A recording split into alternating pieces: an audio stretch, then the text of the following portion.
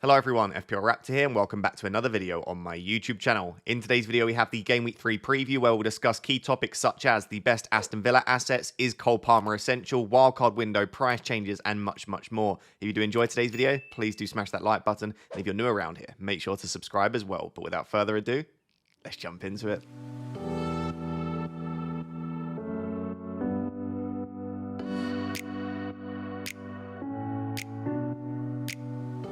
So guys, let's start the video by discussing those Aston Villa assets. And the reason so many of us are interested in Aston Villa this week is that it feels like a very nice entry point when we look at the fixtures. So the next four fixtures, they have Leicester away in Game Week 3, then Everton at home, then Wolves at home, then Ipswich away. And as a block of four fixtures goes, it's very difficult to get much better than that. And I think a lot of people will be looking to wildcard around Game Week 6 anyway. So the next few fixtures just look really good.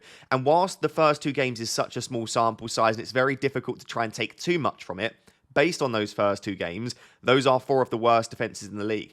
Obviously, Ipswich have had two really difficult games, so it's difficult to judge whether they're going to be a good defence, a bad defence, an average defence, but they shipped a lot of chances to Man City and Liverpool.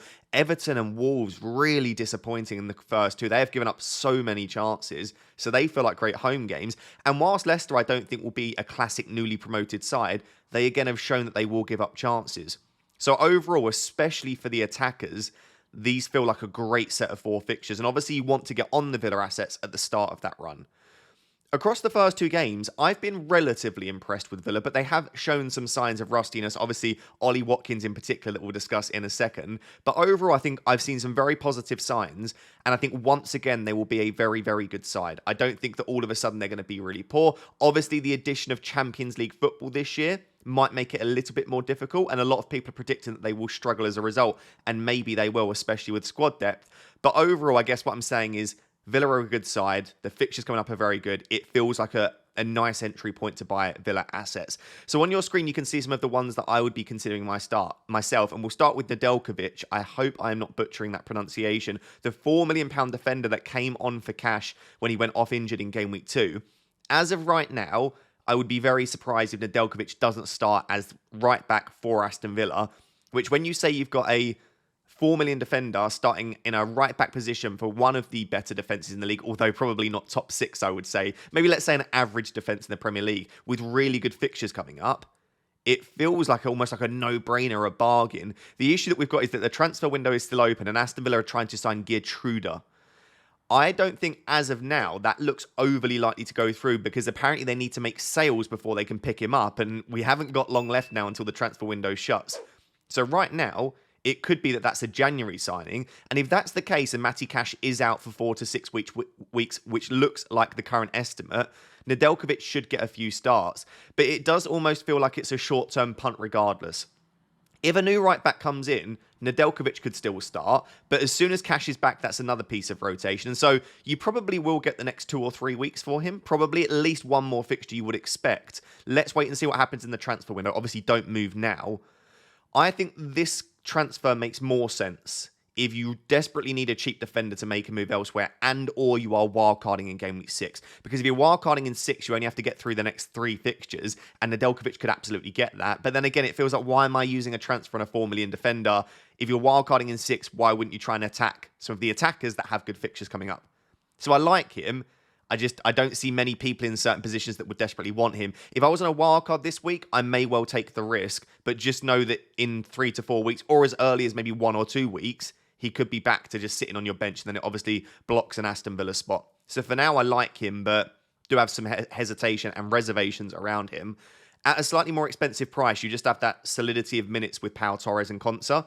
So for me, if I was on a wildcard right now, I probably wouldn't have Nedeljkovic, and I would just have Pau Torres or Konsa. Everyone obviously talks about Konsa all the time and just ignores Pau Torres. I do think that overall, Konsa's maybe ever so slightly more nailed, but the reason that I say I'm not so sure about that now is Unai Emery has come out and say that he doesn't really see Konsa as a right back in their current system and he prefers him as a centre back. So the real benefit of Konsa is that he can play multiple positions, and whilst he still can fill in at right back, if Unai Emery is preferring him as centre back, I think that Pau Torres and Konsa are equally as nailed as each other.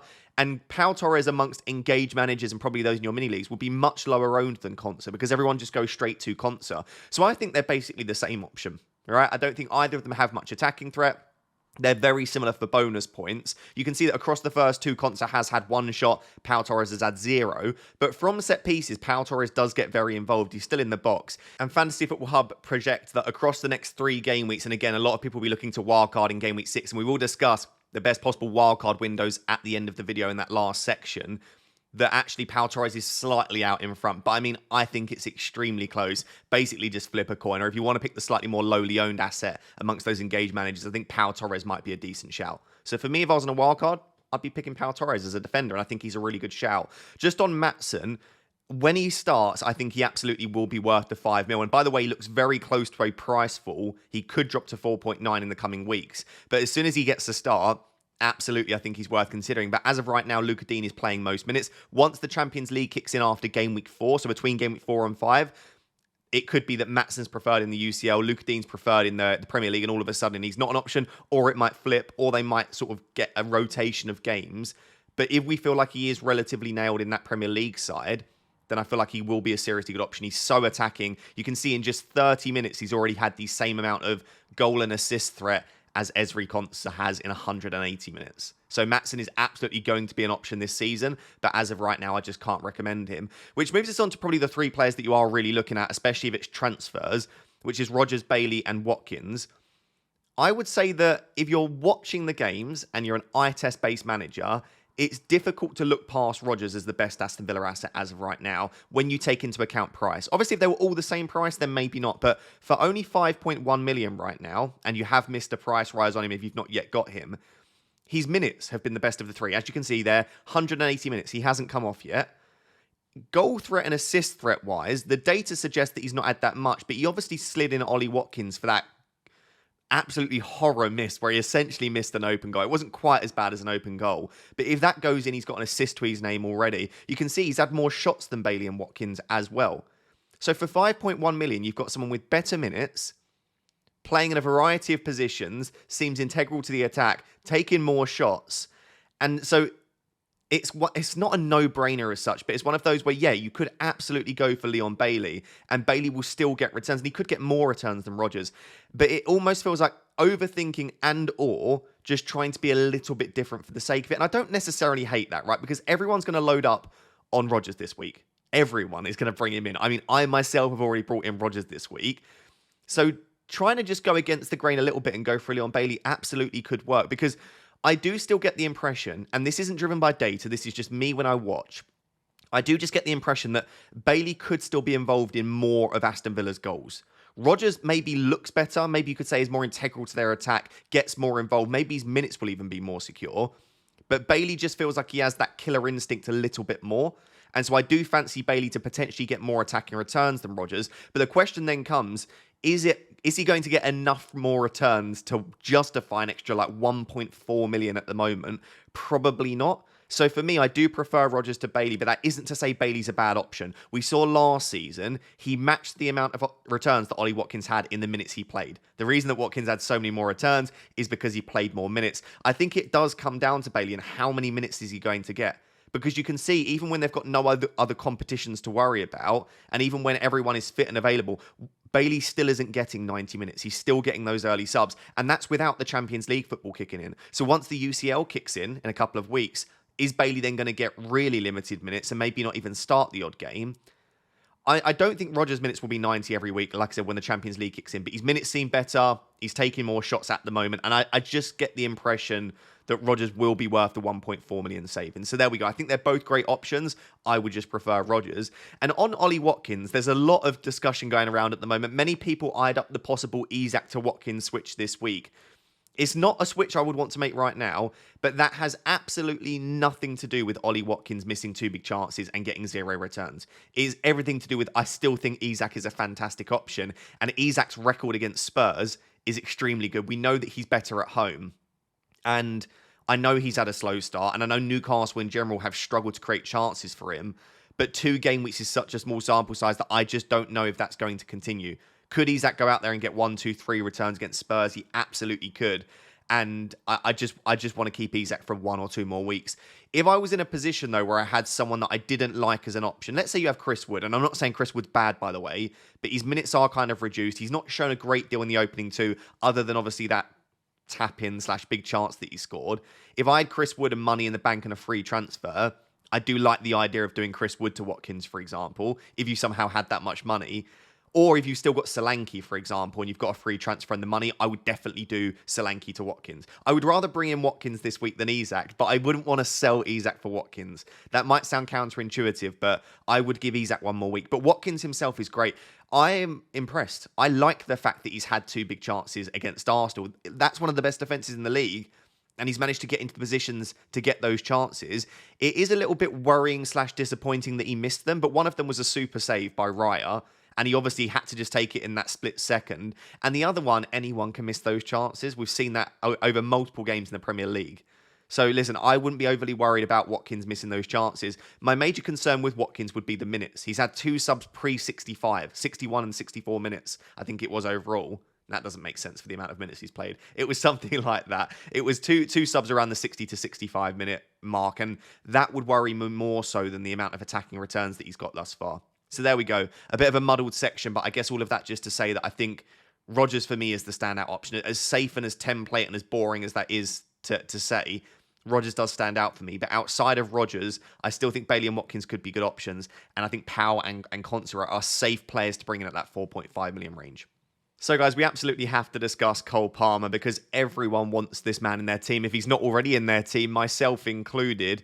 And I will just start this by saying if you do have an easy route to Palmer, but maybe a straightforward one where you're not losing a player that you desperately want to own, maybe it's a free transfer, then I absolutely would get him in. And if I was in a wildcard this week, 100% Palmer would be in my wildcard team.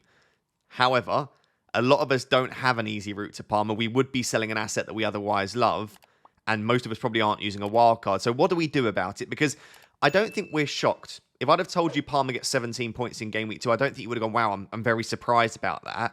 But we just can't own everyone. We started the season knowing that Nkunku wasn't going to cover Palmer. No one could cover Palmer's points because he is exceptional. And we knew that Chelsea had a nice run of fixtures, but we also wanted at least one of Salah or Haaland, most of us. You probably wanted someone like a Saka in there. Lots of people took a risk on Heung-min Son over the opening 2, which, by the way, has paid off fairly well. But also the premium defenders. We've got the likes of Trent, Porro, Gabriel. You want a Watkins in there, maybe an Isak. So it is very difficult to squeeze £10.5 million Cole Palmer. He is at a premium price. But he's at that price for a reason. And so it is very tricky now because I think for a lot of us, we don't have that straightforward route. If you're on a wildcard, have him. If you've got Heung-min Son and the money in the bank, I would probably make the move. That's not to say I don't like Son as an option. It's just to say, and this isn't just a knee-jerk response to Game Week 2, I think Palmer is a better asset than Son when their fixtures are equal, but Palmer's fixtures are actually better than Son, and therefore I think Palmer is absolutely a better option. So if I had Son and a free transfer, I would make the move to Palmer. But when we're looking at someone like Bukayo Saka or Salah that you've got to sell, I'm less sure about that. So it isn't as much that I don't like Palmer. It's more that I love the options that I have, for example. Salah is absolutely not being sold for Palmer for me. And I would recommend that you also don't sell Salah, especially this week. He's got a great record against United. But even if you ignore that, Salah is just very, very good. He's outscored Palmer across the first 2. I still think that Salah is the best midfielder, even at that price tag. So I wouldn't sell Salah. Saka, I do think there is at least a discussion to be had, mainly because I think Palmer and Saka are both great options. I still prefer Saka for the 0.5 million saving, but I don't think it's clear-cut. I wouldn't say that Saka is a drastically better option than Palmer. So if they're relatively equal, this week, I would say also the fixture is relatively equal. They've both got a home fixture. Neither of them have an absolute banker where they're playing against a terrible defence. But Palace have conceded a lot of chances across the first 2. I would say also Brighton, though. Brighton were very impressive against Everton and also United. But in the first 20 to 30 minutes against Everton, they conceded chances. I think, was it Dwight McNeil missed an open goal? And United should have had a couple more, I think, against Brighton, or at least they could have. So I don't think either of them have a difficult game in Game Week 3, and obviously they both have home games, but I don't think either of them have a banker. So this week it's very equal. But in Game Week 4 and 5, you would absolutely prefer to have Palmer against Bournemouth and West Ham than you would Saka against Spurs and City. So it doesn't feel like an awful week to sell Saka for Palmer, but it also doesn't feel like, for me, the correct one. I would rather give it one more week, because as of right now, they are on a very similar number of points. If Palmer blanks against Palace and Saka returns once or twice, then all of a sudden it's, oh, why would you sell Saka for Palmer? Saka's one of the best assets in the game. So I can't believe I'm even discussing selling Saka for Palmer, but we know how good Palmer is. And the fact that he comes back in his first decent game of the season and puts in that performance, it just shows that it probably is going to be a continuation of what we saw last year. I will just say, so just to recap there, I would probably be happy selling Son for Palmer if it's for free, not for a hit. I would not be selling Salah. Saka, I think there's a discussion to be had, but I myself am not really considering it, and I'll be keeping Saka at least one more week. I would just say that the data, and I know people say data doesn't matter, expected goals are rubbish, but it wasn't fantastic for Palmer in game week 3, believe it or not. He actually only accumulated about 0.2 expected assists for the 3 assists that he got for Madueke. And if you watch the game, maybe that sounds crazy because Madueke had 3 very good chances to score and he finished all of them. But there was some very poor goalkeeping, some good finishing from Madueke as well. And also Wolves were just so bad defensively that I cannot believe they conceded the same goal 3 times. If you've not watched the highlights, I urge you to go and watch them because it was ridiculous. Palmer gets the ball in the 10, passes to Madueke, who is completely unmarked. I don't even know where the defense is, and he scores. And you think, that was really bad defending. They then repeat it the second time, only a few minutes later, and he scores again. And at this stage, you're thinking, how has the defense or Gary O'Neill not sorted that for the second goal? And then they concede virtually the same goal once again, where Palmer picks it up in that 10 roll, passes it out to Madueke, and he slots it home. So he deserved his haul. He really did.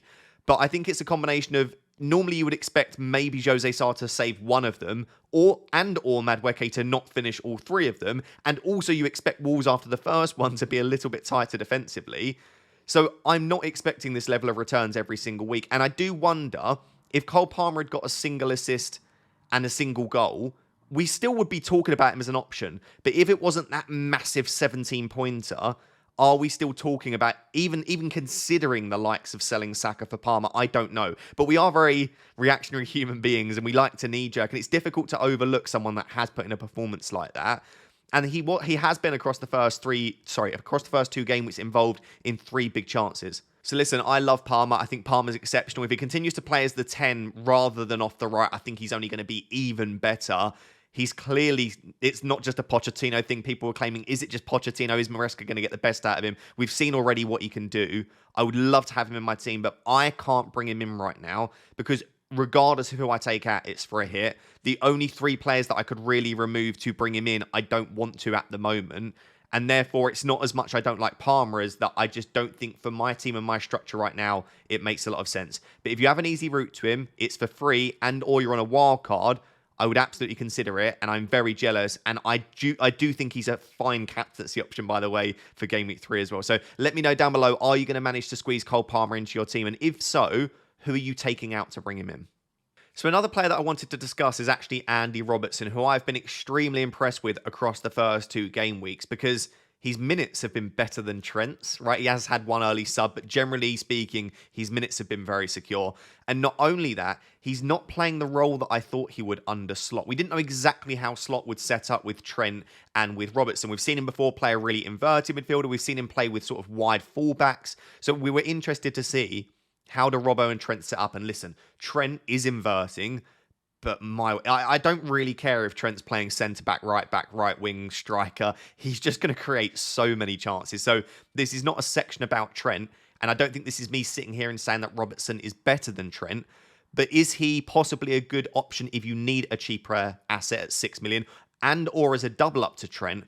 Absolutely, because what he's essentially doing is he's playing as an inverted fullback, but he's not inverting into like central midfield, and he's also not inverting into defensive midfield either. So the best way for me to try and explain this without actually sort of analysing a game live in front of you is to look at his touch map, courtesy of Fantasy Football Hub. And by the way, if you want to get access to all of the data, touch maps, fixture analyzer, free price changes, team rating, all of that stuff that I get from Fantasy Football Hub, there is a link down below. Also, you can get 50% off at the moment if you use my link down below as well. So do check it out. But if you look at this touch map, yes, he's still getting touches in the traditional left-back role. And by the way, look how far forward this man is getting, and the touches in the box as well. But you can see that a lot of the touches are actually drifting towards the central part of the pitch, but not dead centre. I would call it almost like a left 8 pocket. And if you don't follow football and you don't know what that means, the number 8 role is kind of like you could call it a box-to-box midfielder. It's the part of midfield that links the defence and the attack. So he's almost playing as like a left number 8, a left central midfielder. And he's getting up and down the pitch in that role. And why I like that so much is it gets in him to some really nice narrow crossing positions for the likes of a Diogo Jota or a Darwin Nunez, who are both very good in the air. So I like him in the crossing positions he's getting in. But because he is inverting slightly, when he gets further forward, as you can see, he's getting more touches in the box. Because traditionally, if Andy Robertson gets really far forward, he's getting to the byline. You can actually see by the touch map, he's not really getting to the byline a great deal. He's not getting into those positions to cut the ball back. Because he's more central, when he gets forward, that means he's popping up in the box. And he has popped up in the box a couple of times now. You can see by his data, he's already accumulated 0.3 expected goals because he's getting into the more central areas. He's also taken a hell of a lot of corners. You can see outswingers, in-swingers. He's taken a couple of free kicks as well. He just seems so integral to what they're doing. My concern with Robertson would be that he was going to play as left centre-back, almost what we're seeing that Gvardiol does for Man City. But Robertson's not doing that. So, I mean, ignore the data for now. And I say that because my Game Week preview videos are so data-driven. Even if you don't want to look at the data, watch the Liverpool highlights. The positions that Andy Robertson's picking up is so good from an FPL perspective. And it looks like it will continue. And the thing that I love about this is if Andy Robertson is playing this inverted/wide midfield role, where he's getting up and down the pitch in that sort of left pocket, not only is he going to be a fantastic option, but I don't see another player in their team that can play that role. Tsimikas might be able to, but not to the level that Robertson is, because it requires incredible energy, but also fantastic crossing, great finishing, and I think Robertson has all of that. So I was worried that Robertson's minutes were going to be lower. I was worried that he was going to be playing centre-back. None of that appears to be the case. So for me, with the fixtures that they've got coming up, I would probably have Robertson in my wildcard. I suppose the issue that you've got is Robertson in the 3 best Liverpool assets if you had unlimited funds? I'm not sure he is. For me, I would probably have Salah as... Would I have Salah as the best? Probably Trent as the best. Maybe Salah second. So for me, if I were wildcarding now, I would probably consider having Robertson ahead of one of Salah or Jota. I would be very tempted to have Trent and Robbo and then pick, do you want to have Haaland? If you do, go for Jota. If you don't want to have Haaland or you're happy to sacrifice him, maybe go for a Salah. But Robertson would be in my consideration. And yeah, I just wanted to say, keep an eye out. If you're looking for a £6 million defender, I would prefer him to any of those. And don't be put off by the Man United fixture. Firstly, because Liverpool have a great record against United, but also they often keep clean sheets against them as well. And Manchester United are still not quite clicking in the attack. So yeah, for the next 3 to 4 weeks, I think you could do a lot worse than Andy Robertson. And I've already got triple Liverpool. I've already got Trent, Salah and Jota. But if I didn't and I had a free transfer, I'd be extremely interested. So a lot of people are wondering and questioning at the moment about how do we decide whether to make early moves to benefit from price changes, or should we wait for kind of more information and obviously lose value by doing it because you're not bringing in players before they rise, you're not selling players before they fall. Like, how do you make that decision at the start of the season? And especially, I think so, given how many transfers are taking place at the moment, because so many more managers are engaged at the start of the season. We saw, I think as of a few days ago, there was already like almost 90 price falls. As of now, we've probably had over 100, which is almost unthinkable. And it's even more than in previous seasons. And this is something that I discussed in some detail on my new podcast, FPL Therapy. If you've not yet checked out the new podcast, or you've checked out maybe one of the first episodes and you've not seen recently, just search for FPL Therapy on Spotify, Apple, or YouTube. I released a 2-hour episode yesterday where there was just pure FPL chat. So if you're not already bored of my voice and you want something to listen to, even if you're going for like a dog walk or something like that, listen on Spotify or Apple. I would really appreciate you checking out FPL Therapy. However, just to recap and to go over some additional points, this is kind of how I decide if I would be willing to move early. I'm not saying that if you have all 5 of these, you should move early, but these are some of the things that would make me more likely to want to move. So firstly, if you are going to be priced out of your desired move, so let's say you have 5.5 million player and you want to remove them and you're looking to bring in a 6 million asset, and there are 2 6 million assets you're deciding between. If your 5.5 million pound player looks like they're going to fall in price to 5.4, not only does that price you out of your first choice move, but also probably other 6 million pound assets as well. So if by a player falling or maybe a player rising, you are priced out of the only move you really want to make, that makes me more likely to want to make the move. I have always said, though, there are other things you could do. So let's say you have a 5.5 and you were looking to move to a 6 and you're priced out of that. Well, then it might be that you have to make an additional transfer and or you look for a cheaper asset. So whilst being priced out isn't great, it's not the be-all and end-all because there are often extra transfers or other moves that you could make instead. The other thing is I would like to have been considering the player before. I don't want them to be a knee-jerk. So for me, as an example, On the Sunday night, I sold Nkunku for Rodgers because Nkunku looked like he was falling and Rodgers looked like he was rising in price. I was already considering Rodgers. I already thought about starting the season with Rodgers. And in game week 1, I was looking ahead. If Nkunku does look bad once again or he doesn't start, Rodgers in game week 3 looks like a really good option. And what I saw in game week 2 was Nkunku didn't start. Rodgers looked good once again and was unlucky not to return. So this wasn't a player that I've just suddenly decided that I want based on a game week 2 performance. An example of a knee jerk for me would be Madueke. I wouldn't have wanted to do Nkunku to Madueke on Sunday because that would have been purely based on the hat trick that I just saw, and he wasn't a player I was considering already. That isn't me saying he's a bad option. It's just me saying that that is not a move I would want to make on a Sunday night, fueled with emotion off the back of a bad game week. So I would want to have been considering the player already. The next thing is I would not want to bring in a player that has a game midweek. So many players this midweek had a game due to the EFL Cup. Obviously, Chelsea played tonight on Thursday. So I wouldn't have wanted to bring in a player that might have potentially got injured. And I know training injuries can happen, but a midweek game is just an extra possibility for maybe them, even if it goes to like 90 minutes and they have to play loads of minutes as well, that might put me off. So Rodgers didn't have a game midweek. So that was an advantage there again, that yes, he could pick up a training injury, of course, but doesn't have that extra risk associated. The next thing is I would like to have some bench cover. So as of right now, I have Pedro Porro on the bench. I also have Greaves on the bench. If I had to go 2 players deep on my bench and play them, I have no issue with that. So I have a little bit of cover.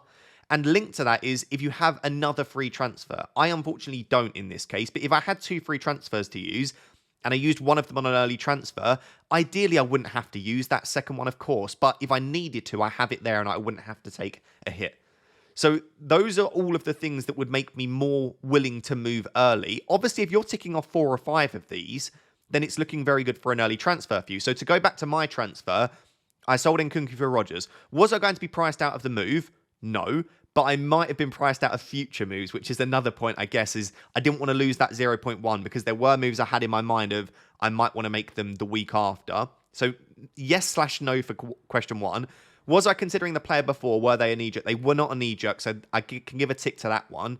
The player I'm bringing in does not have a midweek game. Again, Rodgers didn't have a midweek game. I did have bench cover with Pedro Porro, and no, I didn't have a free transfer. So for me, I'm ticking off, let's say 2.5/3 of these. So for me, that was enough to move early. Because I also think trying to build team value early in the season is an advantage. When I wildcard in game week, and we'll discuss a bit later, let's say between 6 and 12 is my most likely window at the moment, I want to have as much money as possible to build the best squad possible. It might be that by making a couple of early moves and jumping onto some price changes, I can afford Salah and Haaland. Whereas if I accepted loads and loads of price falls, didn't make any early moves, waited for more information, it might be that all of a sudden I just can't build a team I'm happy with the 2 of them. So yeah, all of those things came together for me to make an early move. The longer the season goes on, the less important team value is, the less people are making transfers, so the less early price changes, and I am less and less willing over time to make early moves. But at the start of the season, I'm a little bit more eager to do so. So listen, there is no right or wrong with moving early. Listen, like for example, if midweek now, before the deadline, Salah gets injured, Isak gets injured, Rodgers gets injured, and I look at it and say, why did I make an early move to do that? Then it could go wrong. But equally, a lot of the time it can go well. So I'll leave it there. Hopefully that was useful for you if you're struggling to balance price changes and more information. And let me know down below, did you make an early transfer for Game Week 3?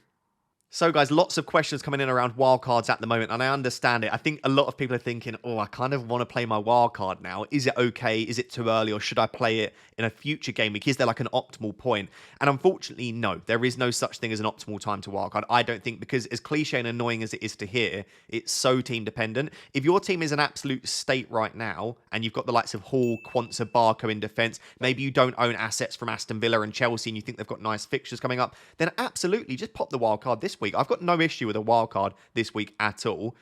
But ignoring the fact that it's team dependent, if I were to just look objectively around where are some good weeks to wildcard, here are some of the best ones for me. And just to clarify, you get 2 wildcards a season, and the final week that you can use wildcard 1 is game week 19.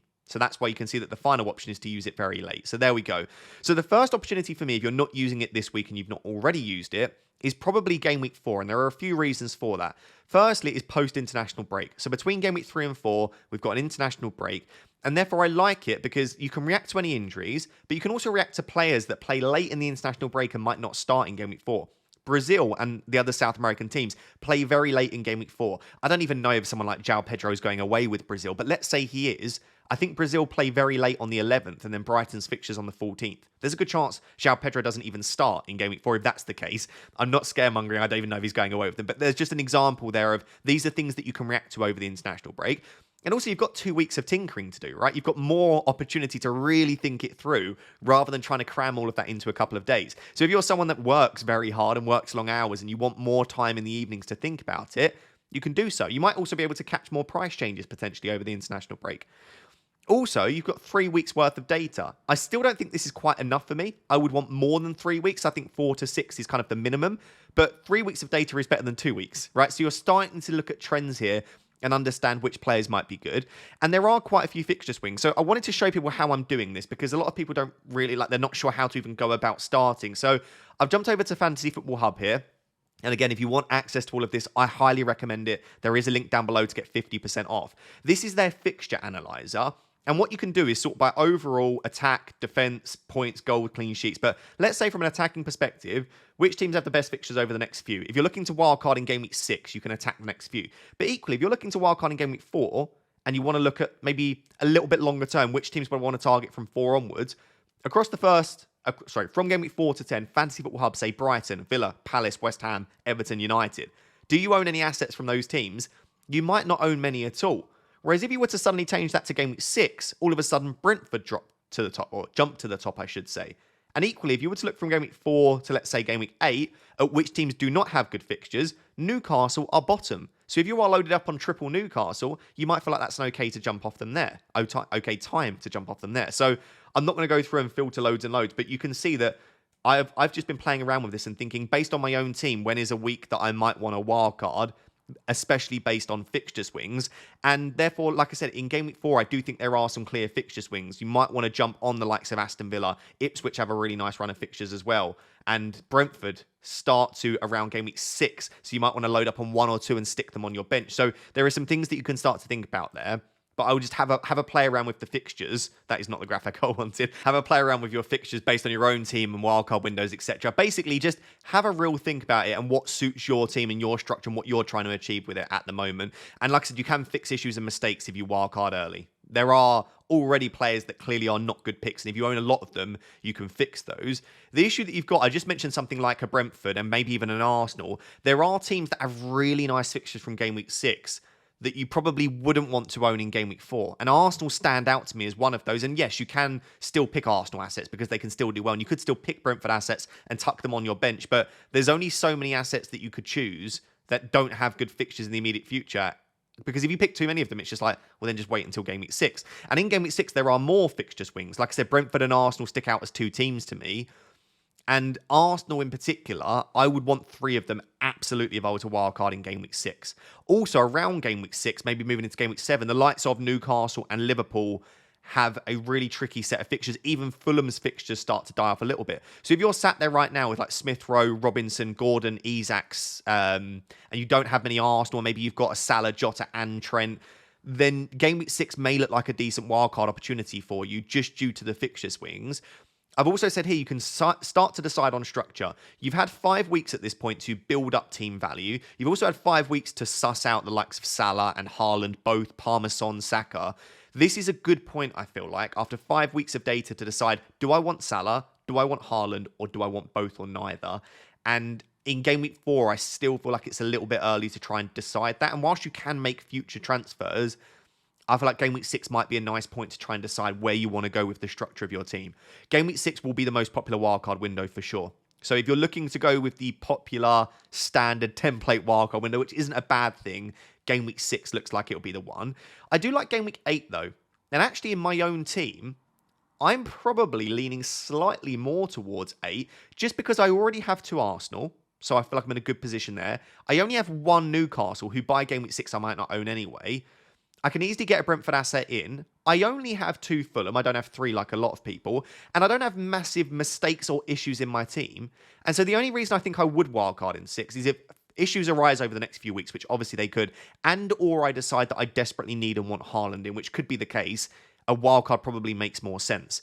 But Game Week 8 I like because, again, it's post-international break. There's a wildcard, there's an international break between 7 and 8. So again, as per all of the previous discussions, you can react to stuff that happens over the international break. You can also, I've put here, fix mistakes from Game Week 6 wildcarders.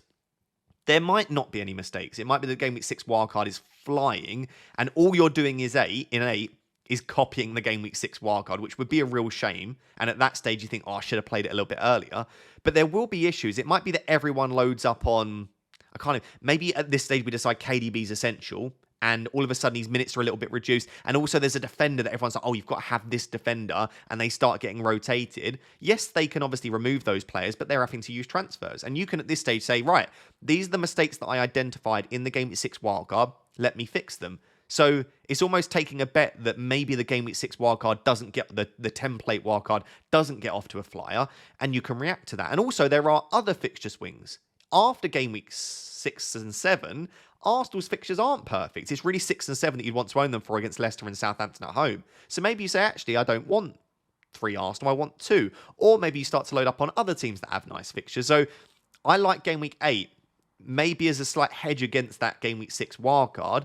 And then I've not got anything between 9 and 16, but it's such an okay window to wildcard in, depending upon your own team. It depends on when the fixtures turn for your team. It depends on the players that you want to target. But that is never a bad period to wildcard in. Game weeks 10 and game weeks 12, I looked at for my team as it stands right now. They looked like okay weeks, but who knows what will be happening in 10 game weeks' time. So I don't look at that period between 9 and 16 and say there is a standout week regardless of what your team looks like. And so the only other option I wanted to discuss was that sort of game week 17 to 19 wildcard, which in all honesty, apart from last season, is usually the point that I wildcard because it allows you to set up for a really important period of the season, which is the busy Christmas period, especially if you wildcard in 17. If you leave it until 19, I think that's December the 29th. So at that point, you're not. But if you wildcard in 16, 17, you can set up for that busy period over Christmas where there are a lot of games, bring in players that are absolutely nailed that will not miss any minutes. The likes of Bruno Fernandes could be a good option and remove those rotation risks. But also, it allows you to wildcard 2 a little bit later because if you wildcard now, by the time game week 19, 20 comes around, you are probably going to desperately need your second wildcard, or there's a chance you will. Whereas obviously those that wildcard really late, they can maybe delay their second wildcard until later in the second half of the season, which might benefit them more for the blanks and doubles. The only risk that you run is by the time game week 17, 18, 19 swings around, you don't actually really need a wildcard, and actually your team's already well set up, at which point you've got to use it, but maybe it feels like a slight waste. There's always this risk you run that you're saving it for this period that you don't actually know if you'll desperately need it for. So that's my only concern with it. And I just wanted to say overall, the fact that we can now roll up to 5 free transfers does change the wildcard. I think it devalues it slightly and I think it makes it weaker, but I also think it makes it slightly less important when you play it. Having 5 free transfers or having the ability to roll up to 5 means if you can get up to 3, 4, 5, playing a mini wildcard, basically using your free transfers to restructure your team, is a lot more viable and feasible than it has been in previous seasons. And also the fact that you can roll transfers through, or you can save transfers through the wildcard. So let's say you save 3 transfers and then play your wildcard, you would come out of that the other end with still 3 transfers. Some people seem to think it's 4. You do not accumulate a free transfer during your wildcard. So if you go into a wildcard with 3 free transfers, you come out of it with 3 again. It means that if you play your wildcard and it's not great, but you've saved a few free transfers, you can still fix it as well. So listen, I basically think you find a wildcard whenever you want. Have a look at your own team. Have a look at fixture swings. But if you do want some more generic advice, I would be targeting a game week 6 wildcard at the moment. And if you don't need it in 6, then great. Maybe save it till 8, 10, 12, or maybe later in the season. I would love to know, as of right now, when are you playing to wildcard? So guys, there we have it. That is my Game Week 3 preview, answering some of your key questions ahead of the upcoming deadline. And if you did enjoy today's video, please do smash that like button and make sure to subscribe as well. Tomorrow will be double upload day. We'll have my team selection in the morning and then deadline decisions in the afternoon. So 2 more videos coming out tomorrow. Make sure to subscribe for that. But until next time, thank you very much. Bye-bye.